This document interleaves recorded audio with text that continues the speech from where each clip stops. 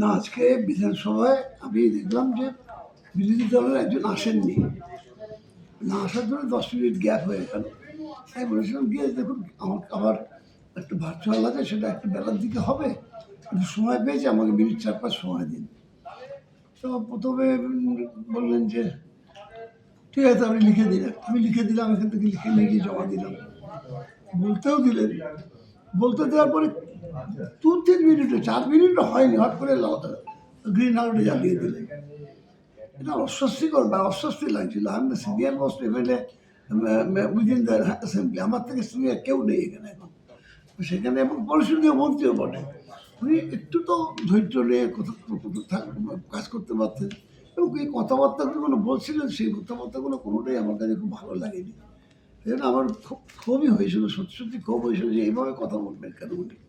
মানে আমার সিনিয়রিটি, আমার বয়স, আমার পদাধিকার সব নেই। উনি যেমন স্পিকার, আমিও তো পরিষদীয় মন্ত্রী, সেইটুকু আমাকে সম্মান উনি দেবেন। তাই পরবর্তীকালে উনি এসছেন আমার ঘরে এবং উনি যথেষ্ট দুঃখিত এই জন্যে। সেটা ভালো খারাপ লাগেনি, তার জন্য আমি বিয়ে কমিটি যেতাম না, বিয়ে কমিটি গেলাম এই কারণে যে কিছু মনে করবেন না, বিষয় বলতে চাই না কিছু। সেটা আমাদের ব্যক্তিগত রিলেশন। তো আমি আজকে নয়, বিমানবাবু আমার বাড়িতে আসেন বহুকাল আগে থেকে, আসেন বহুকাল আগে থেকে, মানে যখন উনি ওনার এলাকার বিভিন্ন মিটিং করাতেন আমাকে দিয়ে গিয়ে, বহুকাল আগে আসতেন। তখন আমি ইয়াং ম্যান ছিলাম প্র্যাকটিক্যালি, পরিচয় অনেক দিনের। কিন্তু আমি আজকের ব্যবহারে একটু আমার মানে ক্ষুব্ধ হয়েছিলাম যে এরকম ব্যবহার কেন উনি করবেন। উনি বললেন আপনি আগের থেকে দেবেন না, তারপরে আপনার একজন অ্যাবসেন্সের সময় নিচ্ছেন, এটা ঠিক নয়। তারপরে আমি বললাম যে এটা দিয়েছেন আপনি, দেওয়ার পরে কথাটা কেন বলছেন? আর যদি না দিতেন গিয়ে বলতেন দিতাম না, এটা উচিত না, নিয়ম না, ঠিক আছে। তারপরে আবার দিলেন 4 মিনিট, দিয়ে আবার 2 মিনিট মাথা দুটো সেন্টেন্স কি 3টে সেন্টেন্স বলেছি, দুম করে আলো জ্বালিয়ে দিলেন।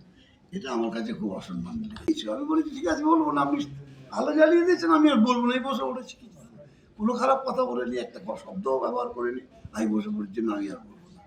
না ঠিকই আছে, এটা তো প্রত্যেকের জন্যই, প্রত্যেকেরই বলা উচিত যদি কোনো জিনিস দেখে যে তারা ঠিক মতো ঠিক কথা বলছেন না, সে যেই হোক না কেন ঠিক কথা বলছেন না, তাকে তাকে জিজ্ঞেস করলে তিনি বলবেন। এটা তো আমাদের সহমর্মিত দেখানোর একটা ব্যাপার আছে এমএলএদের মধ্যে, মন্ত্রীদের মধ্যে। আমি শেষ করবো।